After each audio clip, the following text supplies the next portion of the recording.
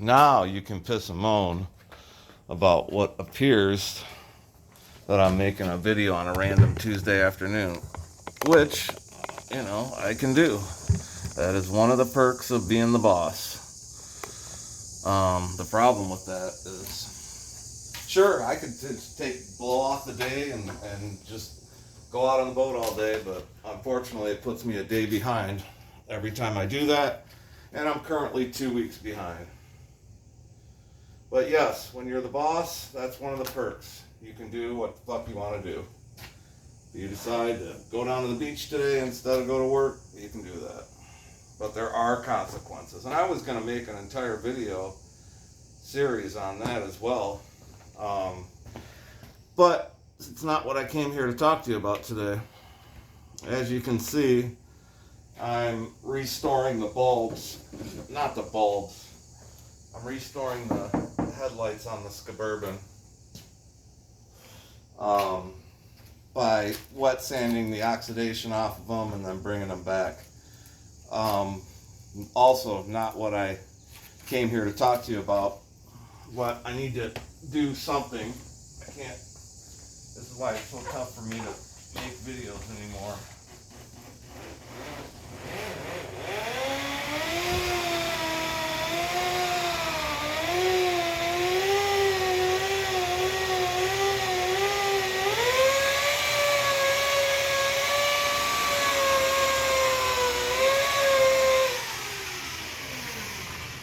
How that'll come right back.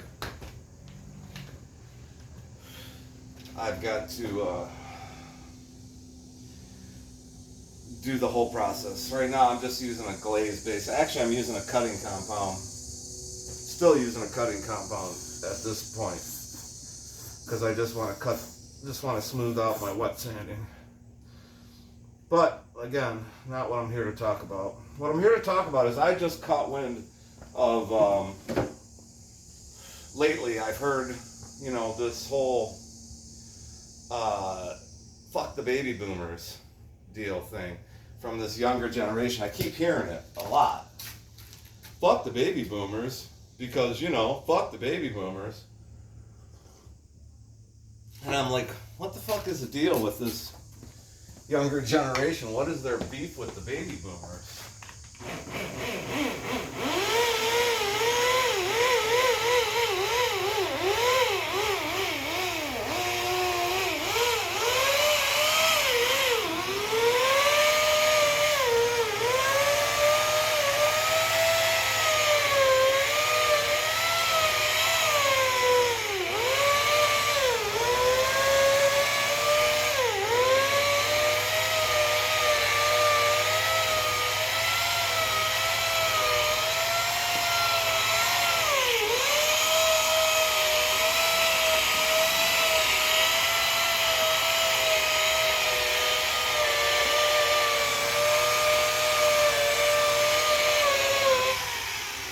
That was the other thing I wanted to do with the cutting compound, was to try to just get the edges a little better.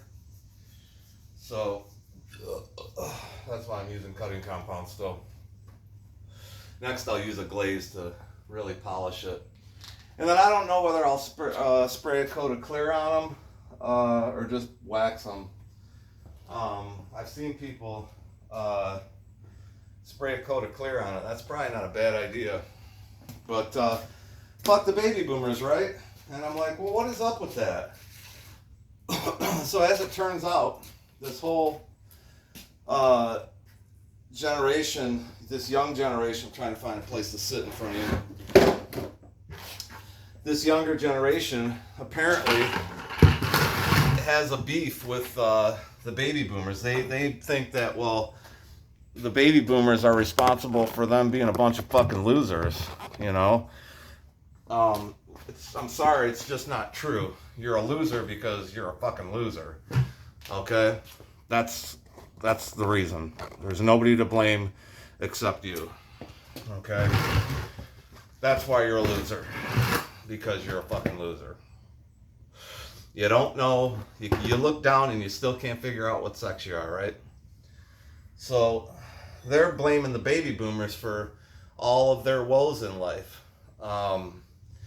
And that is crazy because they're the same type of people that talk about entitled. Oh, fucking entitled. Well, what the fuck is that all about? How can you bitch about people being entitled white people, and then in the same sentence blame everything, all your woes on the next 3 generations behind you, right? Let me tell you something about the baby boomers. The baby boomers were all the kids that came after World War II, right? Now, they built pretty much a massive part of this country. The baby boom, if it weren't for the baby boomers, we would not be as wealthy of a country as we are right now. Because what happened, guys came back from World War II, found a nice young Jewish girl with big soft tits, knocked her up, had 5 kids, built homes. I mean, that's where all those middle class homes come from. I'm not sure where you're from, but here in the Detroit area, you can go. There's all different neighborhoods. There's Livonia, Garden City, Westland, Canton, Northville, Belleville. There's just all these communities where it's just miles and miles and miles of working class homes. Now more toward the east, because as people left the city, they moved west. So the more towards east of where I'm at, you'll find all of these working class communities and these working class homes, 3-bedroom brick ranch, right? And bigger homes. And the baby boomers, like I said, they were the kids that came after World War II. And they understood the value of a dollar.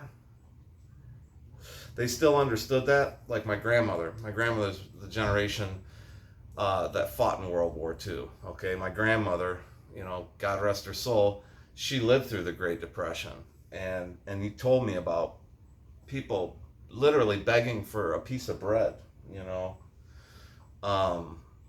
So along comes the the war and all that, and people understood the value of a dollar. They understood how great it is to live in the United States of America.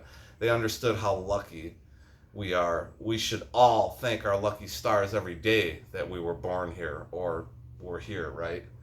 Every one of us who was born here should thank our lucky stars every day that we ended up here. Because this is still a country where if you have some motivation and a little bit of brains, unlike the guy that, tells me I'm posting a video on a random Tuesday afternoon when it's actually a Wednesday, but that's all right. We understand you can't, you're not capable of digesting the content in front of you, so whatever. Now it is what appears to be a random Tuesday afternoon, so, baby boomers came up, grew up, and they were, fought in Vietnam, which was, a terrible war that probably should have never been involved in. I think pretty much all of us can agree to that, or the majority of people can agree that we should have never been involved in Vietnam, just as we should have never gotten involved with Iraq, right? I still believe that.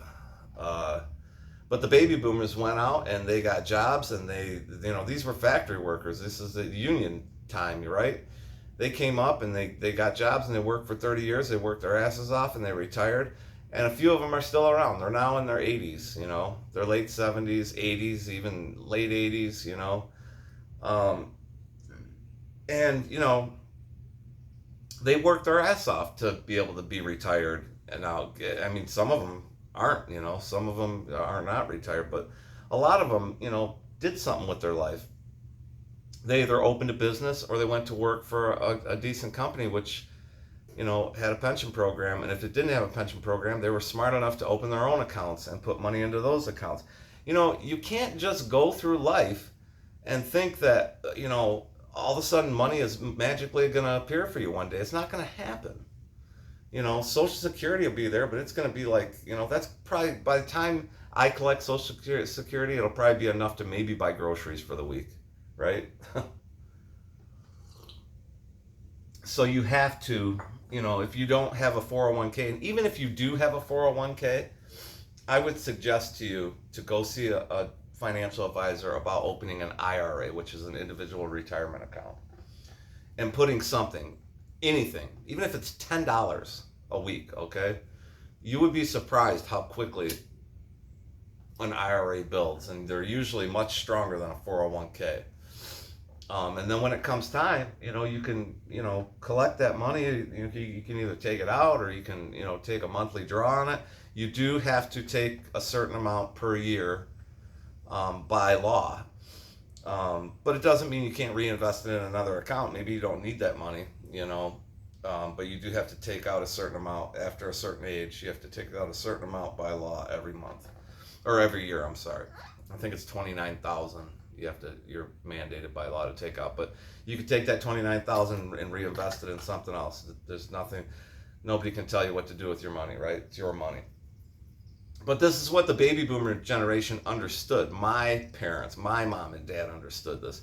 They tried to pass this on to us. And, they were, when we were growing up and when it's time to, try to make something of our lives, they suggested things. Well, hey, heard that's a really good company, Now here in Michigan, Detroit area, going to work for the auto companies was always an option. There was a time when Ford Motor Company, I remember you could walk in and basically get hired, I don't know if they would hire somebody that couldn't digest that information in front of them, but, you'd be surprised how little IQ it really took. It's funny because the other day I put new door handles on the Suburban. And in order to do that, you had to take the panel out of the inside of the door in order to access the bolts to take the door handles off. So I was getting frustrated with the trim. And then finally I said to myself, I'm like, dude, a fucking line worker had to put this on. It's not that fucking complicated. It's extremely simple. You're overcomplicating it. And sure enough, it was just like, once I said that to myself, I was like, okay, click, and it was in. So, like I said, a line worker had to do this. And line workers, that was what you called unskilled labor. You had skilled trades. Now, I'm not saying those line workers weren't skilled, because some of them were extremely skilled. And those guys ended up being bosses later on. Some of them didn't. Some of them didn't want to be bosses, and I can't blame them for that. You know what? Anybody that says I don't want to be a boss, man, cheers to you, brother, because I get it. It's tough being a boss for a company. It's tough being a boss of yourself too. But when you're a boss and you're working for a company as a supervisor, it's usually a good gig, except for the shit that rolls downhill. It's all the bullshit that comes from the top, and stupid shit that comes from, in my line of work, in the wrecking business, it was always, we had people who had never set foot on a construction site telling us, how to tear this down. Like, we'd have something that was serious, maybe we had a 10-story building that we were going to trip, or, the gas holder over in Rouge that was 500 foot tall and right on the corner of a two main roads, and also surrounded by high tension power lines. That was a serious one. And then you've got, kids that just walked out of college, literally told me, never been on a construction site in their life. A couple of them were good, and a couple of them were trying to tell us, how to do our job. And it's just like, dude, you've never even been on a site. If I were to do things the way you told me to do them, somebody might die. Somebody probably will die. It was that serious of a thing. And anyway, I'm getting off track here, but I don't understand what this younger generation's beef is with the baby boomers, other than to have somebody to blame all your problems on and have somebody to blame for you being a fucking loser, I guess, whatever. But you ought to thank the baby boomers, because if it wasn't for them, we wouldn't be where we're at now. And there's both good things, there's a whole lot of good things, and there's a whole lot of bad things on both sides. There's a whole bunch of shitty things that happened during the baby boomer generation. There's a whole lot of bad things, a whole lot of good things that came out of the baby boomer generation. And that is a conversation for another time that can go on and on and on, but I assure you the good outweighs the bad, because, I'm sitting here with my back against the open neighborhood, and, not once during this entire video have I worried about somebody coming up behind me and robbing me, or shooting me, or policemen coming up to me and just hauling me off, you know, the way my Romanian neighbor told me, you know, the policemen could just stop you. You could be walking down the street, they could stop you and say, what are you doing? How come you're not at work? Come with us. And they would take you to jail. And you might be locked up and your family might not even know where you're at. You don't know when you're going to get out. So that's the difference between the United States of America, you know, the greatest country in the world, and the rest of the world. You know, I'm not saying every place is like that, but there's a lot of places. There's more places like that than not like that. Let's put it that way. All right. Maybe I'll try to do a random Wednesday video. I got to finish up these headlights. Wet sanded. Just put barely a little bit of a cut on that one. So we're coming along. Till next time, peace out.